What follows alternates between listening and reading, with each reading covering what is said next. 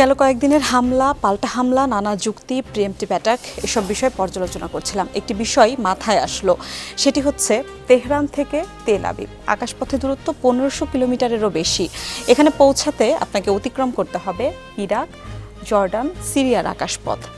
28 ফেব্রুয়ারি ইরানে যুক্তরাষ্ট্র এবং ইসরায়েলের যে যৌথ হামলা হয়, বলা হচ্ছে এই দেশগুলোর, এই যে প্রতিবেশী দেশগুলোর যে অবস্থান সেটি কিন্তু বেশ সন্দেহজনক। এবং ইরান কিন্তু এর মধ্যে দাবি করেছে যে এই হামলায় জর্ডান এবং ইরাকের আকাশপথ ব্যবহার করেছে যুক্তরাষ্ট্র এবং ইসরায়েল। এই আরব দেশগুলো মুখে মুখে আসলে ইরানের সাথে কূটনৈতিক সম্পর্ক চালিয়ে যাওয়ার একটা নাটক করে, কিন্তু পর্দার আড়ালে মার্কিন সামরিক এবং গোয়েন্দা তৎপরতা কিন্তু যুক্তরাষ্ট্রের সাথে তারা চালিয়ে যায়। বলা হচ্ছে সৌদি আরব এবং ইউএইর যে অত্যাধুনিক মার্কিন রাডার সিস্টেম সেটি ইসরায়েলি বিমানকে পথ দেখাতে সাহায্য করে। এছাড়া মধ্যপ্রাচ্যে যে বিমান ঘাঁটিগুলো রয়েছে যুক্তরাষ্ট্রের, আমি যদি স্পেসিফিক্যালি বলি সেটা হচ্ছে কুয়েতে এবং আল উদেইদ বা 5th ফ্লিট, এই ঘাঁটিগুলো থেকে লজিস্টিক এবং ড্রোন সাপোর্ট দেয়া হয়। ইরান মনে করে প্রতিবেশী দেশগুলো যদি তাদের ভূখণ্ড ব্যবহার করতে না দিত তাহলে হামলা চালাতে পারতো না ইসরায়েল এবং যুক্তরাষ্ট্র। এই যে ইরানের দাবি, এটি কিন্তু শুধু দাবির মাঝে সীমাবদ্ধ নেই, এই গোমর কিন্তু ফাঁস করেছে ওয়াশিংটন পোস্টও। সংবাদ মাধ্যমটি জানিয়েছে খামেনিকে হত্যা এবং ইরানের শাসনতন্ত্র পতনের জন্য মার্কিন প্রেসিডেন্ট ডোনাল্ড ট্রাম্পকে কয়েক সপ্তাহ ধরে ফোন কল দিয়ে যাচ্ছিলেন সৌদি আরবের প্রিন্স সালমান এবং ইসরায়েলের প্রধানমন্ত্রী। ইসরায়েল এবং সৌদি আরবের মধ্যে আনুষ্ঠানিক কোনো কূটনৈতিক সম্পর্ক না থাকলেও ইরানকে দমনে কিন্তু তারা একই মেরুতে।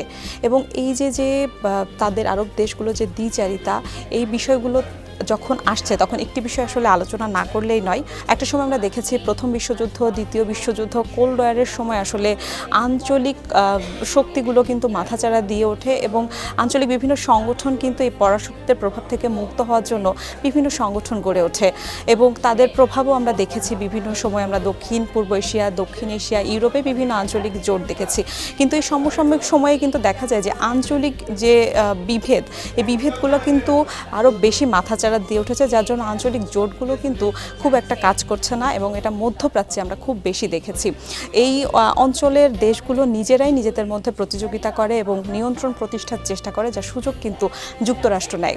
ইরানের বিরুদ্ধে এই যে প্রতিবেশী দেশগুলোর যে দ্বিচারিতা, এটা শুধু মার্কিন চাপ নয়, এখানে আরও কিছু জটিল হিসাব নিকাশের সংমিশ্রণ রয়েছে। সেটা হচ্ছে সৌদি আরব বরাবরই ইরানকে আঞ্চলিক প্রতিদ্বন্দ্বী হিসেবে দেখে। আমি যদি বাহরাইনের কথা দেখি, সুন্নি প্রধান বাহরাইন, তারা শিয়া প্রধান ইরানকে কিন্তু তাদের রাজতন্ত্রের জন্য এক প্রকার হুমকি মনে করে।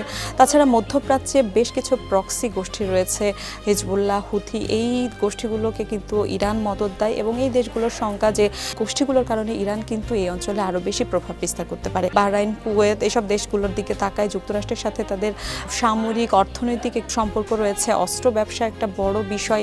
এই বিষয়গুলো মাথায় রেখে আসলে শুধু ন্যাশনাল ইন্টারেস্টের হিসাবেই কিন্তু তারা ইরানকে এক ধরনের চাপে ফেলতে চায়। খামেনির মৃত্যুর পর ইরান আসলে কোন দিকে যাবে, দেশটি গৃহযুদ্ধে নিমজ্জিত হবে কিনা, মধ্যপ্রাচ্যের পরিস্থিতি কোন দিকে যাবে, কতটা অস্থিতিশীল হবে, এই বিষয়গুলো আসলে সময় বলে দেবে। তবে ইরানের বিরুদ্ধে তার প্রতিবেশী দেশগুলো বা আরব দেশগুলো যে দ্বিচারিতা করলো, এটি আসলে ইতিহাস মনে রাখবে।